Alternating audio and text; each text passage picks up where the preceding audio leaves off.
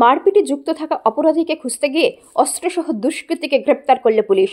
মারপিটে যুক্ত থাকা অপরাধীকে খুঁজতে গিয়ে এবার আবারও অস্ত্রসহ দুষ্কৃতীকে গ্রেপ্তার করে সফল হল আসানসোল দুর্গাপুর পুলিশ কমিশনারেটের অন্ডাল থানার পুলিশ। অন্ডাল থানার পুলিশ মেঘনাথ মণ্ডলের নেতৃত্বে এবার 5 রাউন্ড তাজা কার্তুজ এবং একটি দেশি আগ্নেয়াস্ত্রসহ এক দুষ্কৃতীকে গ্রেপ্তার করল। জানা গেছে পুলিশ এই বিষয়ে স্বতঃস্ফূর্তভাবে মামলা শুরু করেছে।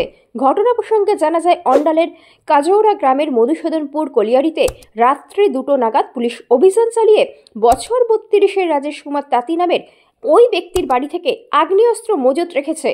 ঘটনা প্রসঙ্গে জানা যায়, অন্ডালের কাজরা গ্রামের মধুসূদন কলিয়ারিতে রাত্রে 2টো নাগাদ পুলিশ অভিযান চালিয়ে বছর 32-এর রাজেশ কুমার তাঁতি নামের ওই ব্যক্তির বাড়িতে আগ্নেয়াস্ত্র মজুত রেখেছে। এই খবর পেয়ে তল্লাশি চালালে তার বাড়ির মধ্যে থেকে 5টি তাজা কার্তুজ ও আগ্নেয়াস্ত্র উদ্ধার করে।